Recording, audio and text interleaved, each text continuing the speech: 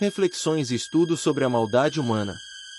O Espiritismo recomenda sempre que, para qualquer evento de tratamento de saúde, seja física ou mental, o devido acompanhamento médico para diagnóstico e tratamento acontecerá se for buscado, em conjunto com o tratamento espiritual em centros espíritas kardecistas. Ao iniciar este estudo é importante ressaltar que a maldade humana é um fenômeno complexo, são várias as causas e nem todas as pessoas que experimentam esses fatores se engajam em comportamentos malévolos. E muitas pessoas são capazes de resistir a influências negativas e agir de maneiras moralmente justas e compassivas.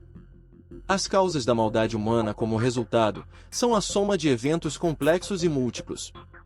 Isso tem sido alvo de debates por filósofos, psicólogos, psiquiatras, sociólogos, religiosos e outros estudiosos ao longo da nossa história. Neste estudo, de forma superficial, trarei algumas das principais teorias, características e perspectivas que trazem como causa da maldade humana. Os fatores biológicos. Algumas teorias sugerem que uma das causas seria uma predisposição genética, desequilíbrios bioquímicos no cérebro ou características físicas que podem influenciar comportamentos considerados como malignos. Por exemplo, estudos sobre psicopatia e comportamento antissocial frequentemente investigam estes fatores biológicos como uma causa. Os fatores psicológicos, traços de personalidade, experiências de vida traumáticas, abusos e violência, distúrbios mentais e condições psicológicas podem desempenhar um papel importante na manifestação da maldade. A teoria psicanalítica de Freud sugere que a maldade pode resultar de conflitos não resolvidos na infância. Os fatores sociais e culturais, o ambiente social em que uma pessoa vive, incluindo influências e exemplos familiares na educação, influências econômicas e culturais, pode moldar esse comportamento malévolo. Por exemplo, normas culturais adquiridas que valorizam a competição entre povos e classes, como torcer fanaticamente para um time de futebol, práticas que desprezem a vida, o respeito e a cooperação ou que promovam a discriminação como o racismo, em geral podem contribuir para a manifestação da maldade na certeza de se estar fazendo o que é certo. Para este mesmo exemplo na teoria da desindividualização, onde algumas das pessoas que são mais propensas a se comportarem de maneira negativa, quando estão em grupos grandes e sentindo-se anônimos, aderem a esta causa fazendo parte de um todo, perdendo assim sua identidade individual e o senso de responsabilidade pessoal. A teoria da aprendizagem social. Esta teoria sugere que as pessoas aprendem comportamentos observando os outros ao seu redor, incluindo os comportamentos considerados malignos. Por exemplo, a exposição a modelos de comportamento agressivo e até violentos na mídia, televisão ou redes sociais, podem assim influenciar as pessoas a imitarem esses comportamentos, na busca de visibilidade e destaque, seja qual for. Isso inclui não apenas os comportamentos positivos, mas também comportamentos negativos, como aqueles consideramos malévolos. É mais provável que elas busquem imitar e aprimorar esses comportamentos. Desigualdade e injustiça. Algumas teorias sugerem que a maldade pode surgir como uma resposta à desigualdade, injustiça social ou opressão. Pessoas que se sentem marginalizadas ou oprimidas podem recorrer a comportamentos negativos como forma de resistência ou vingança. A psicopatia. A psicopatia é um transtorno de personalidade caracterizado por traços como falta de empatia com o outro, não apresenta compaixão ou arrependimento, possui habilidades de manipulação, impulsividade, possui um charme superficial que o credencia em suas conquistas, além de propensão a comportamentos antissociais. Indivíduos com psicopatia podem exibir um grande desprezo pelas normas sociais e ausência de remorso pelo impacto de seus comportamentos sobre os outros e suas vítimas. Na psicopatia grave, como nesses casos que infelizmente assistimos em canais de notícias, vídeos e filmes, o psicopata de fato causa danos aos outros sem sentir nenhum remorso ou empatia, muitas vezes buscando somente a sua gratificação pessoal ou o prazer em contemplar a repercussão de seus atos malévolos. Vale ressaltar que nem todos os indivíduos acometidos desta doença de psicopatia se envolvem em comportamentos violentos ou malévolos e nem todas as pessoas que cometem atos malévolos são necessariamente maníacos psicopatas. Algumas características específicas da psicopatia que podem contribuir para comportamentos malévolos incluem: falta de empatia. Os psicopatas podem ter dificuldade em entender ou se importar com os sentimentos e necessidades dos outros, o que pode permitir que cause danos sem sentir remorso algum. Manipulação e charme superficial. Os psicopatas podem ser altamente habilidosos em manipular os outros para alcançar seus próprios objetivos, muitas vezes usando seu charme superficial e extrema habilidade de persuasão para enganar e explorar as pessoas ao seu redor. Impulsividade. Alguns psicopatas exibem impulsividade e falta de controle destes impulsos, o que pode levá-los a agir de maneiras prejudiciais sem considerar as consequências destes atos. Por vezes isso acaba por denunciá-lo. Busca por sensações. Alguns psicopatas têm uma busca insaciável por emoções fortes e novidade, o que pode levá-los a se envolver em comportamentos arriscados e perigosos para buscar estimulação e sensação de prazer. A compreensão da psicopatia e de seu papel nos comportamentos malévolos requer uma abordagem cuidadosa, levando em consideração uma variedade de fatores individuais, sociais e ambientais. O tratamento da psicopatia geralmente envolve intervenções psicoterapêuticas específicas, embora o tratamento possa ser desafiador devido às características intrínsecas do transtorno. É necessário a pessoa passar por análise médica especializada para ser diagnosticado como psicopata. A sociopatia.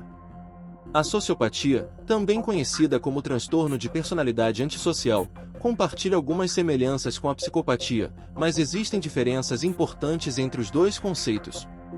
A sociopatia é considerada um tipo de transtorno de personalidade caracterizado por padrões persistentes de desrespeito e violação dos direitos dos outros.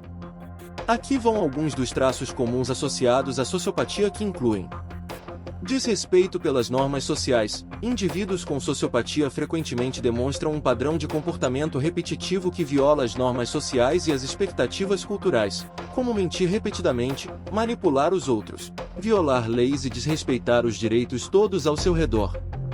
Falta de empatia.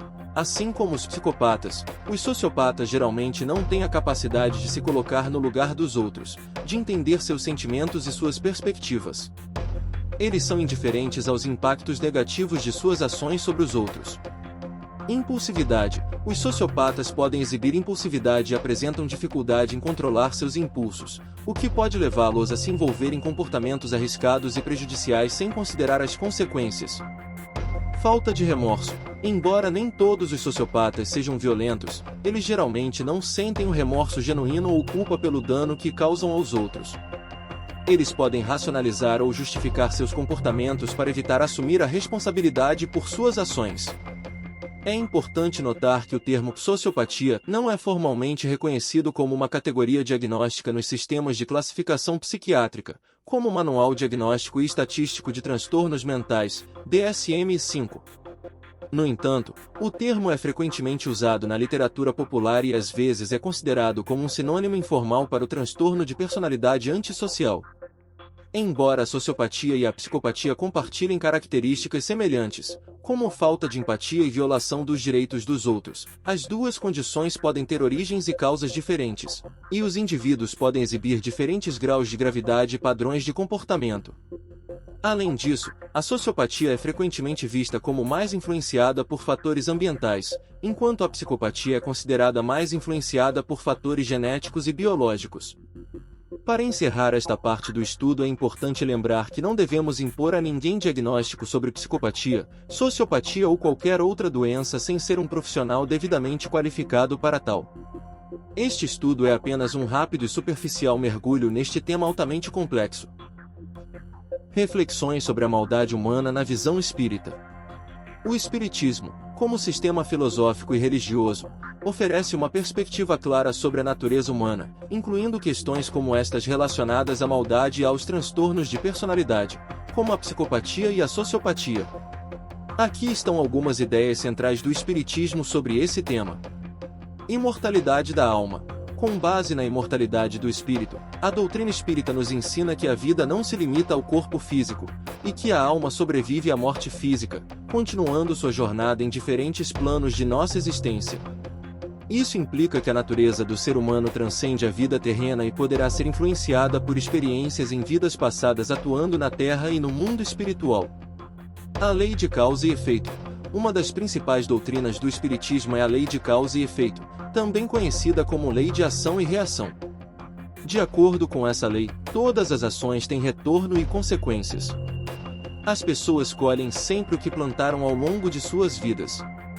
Isso sugere que os comportamentos malévolos no presente, no futuro resultarão em consequências negativas para o indivíduo causador, nesta mesma medida, oferecendo sua colheita que poderá ser feita ainda nesta existência ou em encarnações de vidas futuras.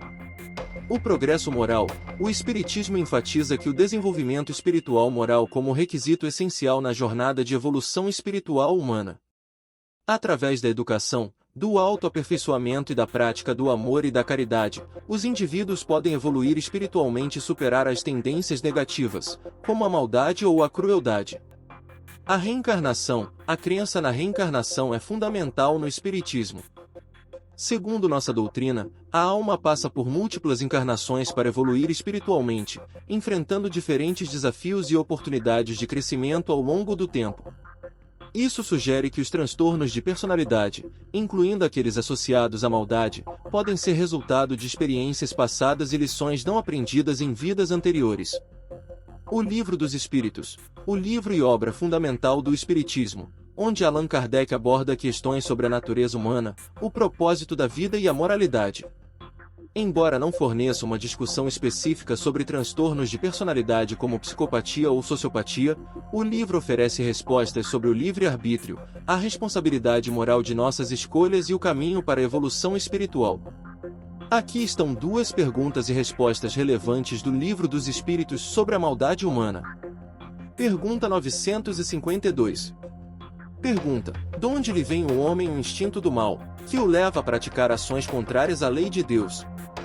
Resposta: do livre-arbítrio. Deus deu a cada um a missão de progredir e instruiu-o pelo sentimento do bem e do mal. Pergunta 966. Pergunta: o mal é necessário como prova para o homem? Resposta: sem dúvida, como prova é necessário, visto que lhe é preciso experimentar o bem e o mal para chegar ao conhecimento completo da verdade. Em resumo, o Espiritismo oferece uma visão ampla da natureza humana e dos transtornos de personalidade, contextualizando dentro de uma perspectiva espiritual e moral. Enquanto reconhece a existência do mal e das tendências negativas, o Espiritismo também enfatiza a capacidade do ser humano de superar essas tendências, se livrar delas e evoluir em direção à luz e ao amor. Para o Espiritismo não há resultado sem causa, existe sempre uma razão de ser e por isso foca tanto na reforma íntima de conduta moral durante nossa atual existência. Como somos seres livres para pensar e agir no bem ou no mal, devemos ter sempre a consciência de que nossas atitudes irão refletir na eternidade. Tudo estando conectado implica em retornos de eventos igualmente gerados no bem e no mal. As doenças mentais aqui descritas trazidas para uma leitura espiritual trazem consigo reflexos de ocorrências passadas e também outras geradas nesta mesma existência, não havendo, portanto, uma maneira de cravar que tal caso é determinado por esse ou aquele motivo. O importante é ter em mente que esses sentimentos malignos são gerados na natureza humana e não em Deus. Ele nunca quis que seus filhos fizessem essas escolhas, pelo contrário, sempre quis e quer que escolhamos amar ao invés de odiar. Deus não interfere quando escolhemos fazer o mal, nos dá o livre-arbítrio que nos permite decidir. O que ele faz é nos fazer colher o resultado destas escolhas e isso pode ocorrer agora ou no futuro.